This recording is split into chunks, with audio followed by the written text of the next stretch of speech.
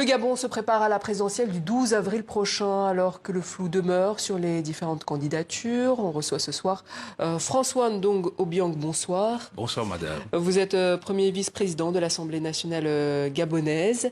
Bongo doit partir, c'était le principal slogan de la plateforme Alternance 2023 que vous avez dirigée jusqu'à la présidentielle d'août 2023, qui a fini par un coup d'État. Quand vous voyez que les militaires, à leur tour, ne veulent pas laisser le pouvoir, quelle est votre réaction ?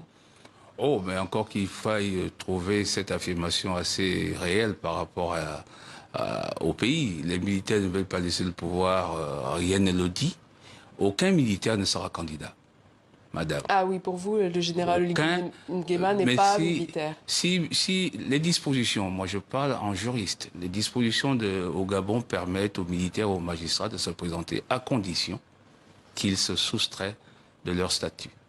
Donc maintenant qu'il a enlevé son costume... Mais tout le monde peut prétendre à la magistrature suprême dans une logique d'inclusivité.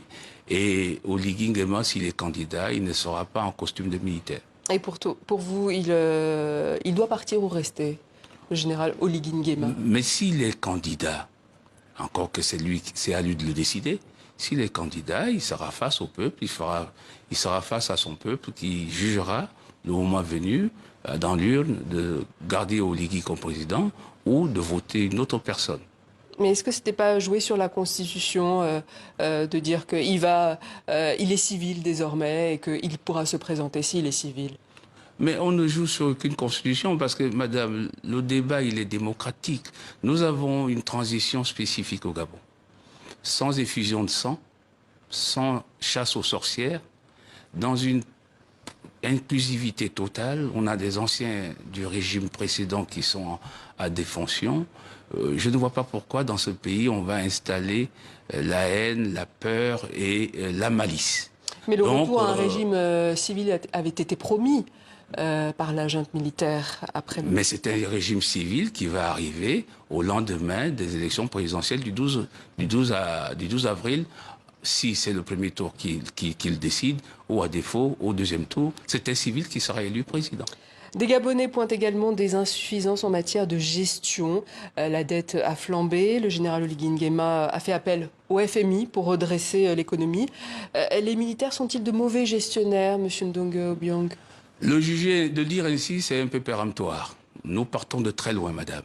Ce pays est endetté très gravement. Sous le régime de l'émergence. Oligui Nguema a pris un pays qui avait une dette colossale. Et d'ailleurs, on peut dire que si Oligui Nguema s'est endetté, on a au moins pris une bonne dette qui a permis de faire quelques réalisations qui sont visibles au Gabon. Bon, et je vous dirais d'assaut aussi que tous les pays qui payent leurs dettes restent crédibles. Et jusqu'à preuve du contraire, le Gabon paye sa dette. C'est au moins crédible. Avant d'ailleurs, avant Oligui, on l'a payé difficilement. Nous avions un nombre de fonctionnaires qui avaient des arrêts de paiement de rappel. Nous avons un nombre d'entreprises à l'intérieur du pays qui avaient une dette intérieure colossale. On a payé tout ça. Oligui a libéré la consommation des fonctionnaires gabonais dans un montant qui dépasse les 36 milliards de nos francs. Donc, on a donné un peu de l'oxygène à nos fonctionnaires. Donc, si on s'est endetté pour ça, c'est une dette à peu près louable et respectable, mais n'est pas abusivement montée comme on le proclame partout. Il faudrait bien qu'on s'asseye, qu'on comprenne à combien on a fait la dette depuis octobre 2023 et jusqu'en février 2024 pour savoir réellement si la dette a flambé. Sur la question des délestages d'électricité du jamais vu au Gabon, les Gabonais n'en peuvent plus que répondre à cela. Oui, je vous réponds simple. Les problèmes de la SCG sont créables.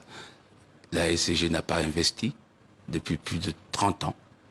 Et c'est pas aujourd'hui qu'on va résoudre par un coup de bâton magique le problème de la SCG. Le problème de la SCG est un problème structurel. Il nous faut reprendre cette entreprise, il faut mettre à nu sa gestion, il faut réinvestir dans les infrastructures Et il faut adopter des nouvelles politiques énergétiques. Est-ce que c'est pas un problème de corruption? Quelle est la solution pour enrayer la corruption dans le pays? S'il y a corruption, le Premier ministre en a parlé. Oui, s'il y a corruption, ce problème, ce fléau. S'il y a corruption, mais cette corruption n'est pas installée depuis un an. Les militaires ne sont là que depuis un an et quelques mois. Donc la corruption était là bien avant. Mais personne n'a fait le nettoyage. Effectivement, le pouvoir en place s'y attelle pour rentrer dans la lutte contre les fléaux qui minent cette société essentielle et sociale pour notre pays. Les coupures sont difficiles pour tous les citoyens, y compris moi, mais nous allons pouvoir réparer cela, nous allons pouvoir donner du courant à tous les Gabonais dans les délais les meilleurs et vraiment incessamment. Ali Bongo qui a entamé sa seconde grève de la faim pour dénoncer les traitements réservés à sa femme et son fils. Qu'en pensez-vous? Mais c'est déjà bien que vous le sachiez. Si Ali Bongo entame une grève de la faim, c'est qu'il communique. Et donc, s'il peut communiquer, c'est qu'il bénéficie de ses droits fondamentaux. Mais concernant sa femme et son fils? Mais sa femme et son fils, moi, je n'ai pas pour vocation de commenter les situations judiciaires.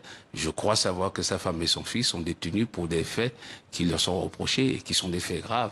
Donc c'est à la justice de dire si M. Noureddine et Mme Sylvia Bongo sont coupables ou pas. Encore que devant le tribunal, Mme Sylvia Bongo n'a pas reconnu son identité. Là, c'est une autre affaire. François Dong Obiang, merci. Je rappelle que vous êtes premier vice-président de l'Assemblée nationale gabonaise. Merci.